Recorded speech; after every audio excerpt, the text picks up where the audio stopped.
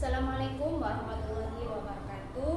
Syukur alhamdulillah pada kesempatan hari ini kita akan membahas tentang perkembangan emosi, sosial dan spiritual peserta didik. Di mana di sini kita akan membahas ada 4 poin. Yang pertama adalah tentang definisi daripada emosi, sosial dan spiritual. Kemudian yang kedua adalah karakteristiknya. Kemudian faktor-faktor yang mempengaruhi terhadap perkembangan emosi, sosial dan spiritual peserta didik, dan yang terakhir adalah apa implikasinya. Untuk yang pertama, definisi daripada emosi, sosial dan spiritual.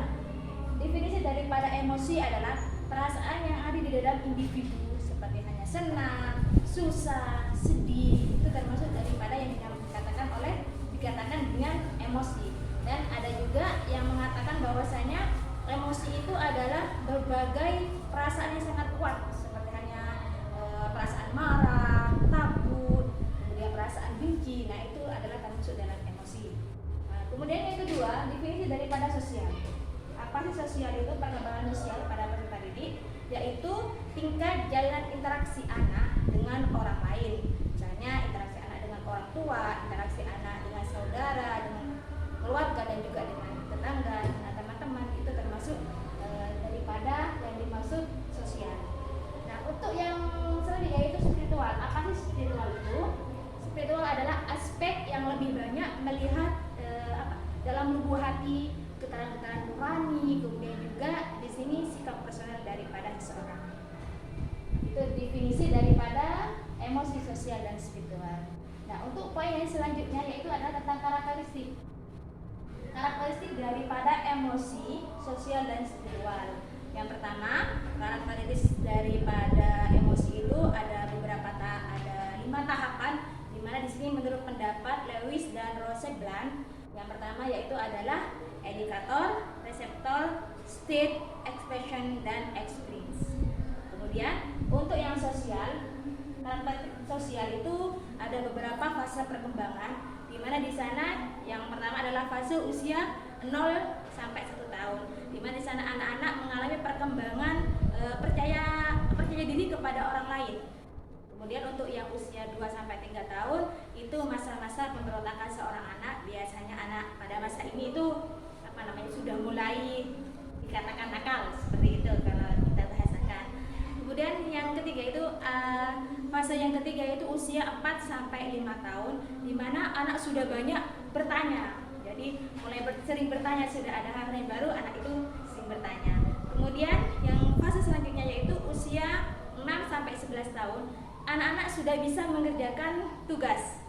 Kemudian usia 12 sampai 18 tahun, anak-anak sudah mulai mencari identitas dirinya. Kemudian usia 18 sampai 30 tahun, di sana mereka sudah siap untuk menjalin hubungan intim dengan orang lain.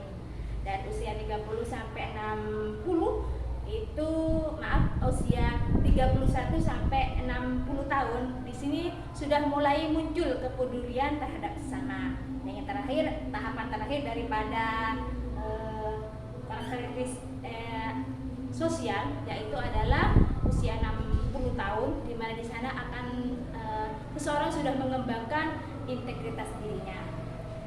Dan yang ketiga, karakteristik daripada spiritual. Nah, karakteristik dari spiritual ini ada 3 tingkatan, di mana yang pertama itu tingkatan usia 3 sampai 6 tahun, itu adalah tingkat dongeng. Kemudian yang kedua, usia 7 sampai 12 tahun itu adalah tingkat kenyataan. Kemudian usia remaja itu anak-anak sudah mulai berpikir abstrak dan sudah mulai sensitif. Tuh. Nah, sekarang yang ketiga yaitu kita akan membahas faktor-faktornya. Apa sih faktor-faktor yang mempengaruhi terhadap perkembangan emosi, sosial dan spiritual peserta didik? Yang pertama, faktor emosi. Ya, yang mempengaruhi terhadap perkembangan emosi anak, yang pertama adalah keadaan daripada anak itu sendiri. Kemudian yang kedua itu adalah konflik dalam proses perkembangan, dan yang ketiga itu adalah faktor lingkungan. Untuk yang selanjutnya yaitu faktor yang mempengaruhi perkembangan sosial. Di situ ada beberapa faktor. Yang pertama itu adalah faktor individu, artinya faktor dari anak sendiri. Kemudian ada faktor keluarga, ada faktor di luar, artinya di lingkungan seperti itu. Kemudian ada faktor pengalaman sosial anak, kemudian faktor kematangan pada anak tersebut. Kemudian untuk selanjutnya itu faktor spiritualnya. Faktor yang mempengaruhi perkembangan spiritual seorang anak itu yang pertama adalah keluarga. Karena apa? Karena keluarga itu adalah sekolah pertama bagi anaknya, apalagi tentang spiritual ya, tentang hubungan berkenaan dengan keagamaan seperti itu. Jadi faktor keluarga sangat mempengaruhi, kemudian faktor sekolah, kemudian faktor pergaulan anak, faktor masyarakat, faktor genetik, kemudian tingkat penalaran anak, dan juga apalagi sekarang yang terakhir adalah faktor teknologi yang sangat besar pengaruhnya sekali di zaman abad 21 ini. Kemudian bagaimana sih aplikasinya perkembangan emosi, sosial dan spiritual peserta didik? Aplikasinya yang pertama yaitu tentang perkembangan emosi, yaitu di mana kita itu meningkatkan kecerdasan emosi pada peserta didik, yaitu dengan belajar mengembangkan kesadaran diri, kemudian mengambil keputusan-keputusan dan lain sebagainya. Untuk implikasi perkembangan sosial peserta didik, yaitu kita sebagai seorang guru harus mengajarkan keterampilan-keterampilan sosial. Kemudian di dalam pembelajaran kita juga harus bisa memberikan sebuah permasalahan dan juga cara membicarakan masalah. Kemudian yang selanjutnya implikasinya yaitu dengan memberikan strategi pembelajaran yang kooperatif kepada peserta didik. Nah, untuk yang implikasi perkembangan spiritual terhadap peserta didik, yaitu kita sebagai pendidik itu harus menghayati ya, kita harus mendidik untuk menghayati kepada agama yang dianut oleh peserta didik kita. Nah, karena kita agama Islam, maka kita harus menghayati terhadap keberadaan agama Islam tersebut. Kemudian juga kita harus mengembangkan rasa ketuhanan di dalamnya. Di dalam pembelajaran kita harus mengembangkan bagaimana kita hubungan dengan Allah seperti itu.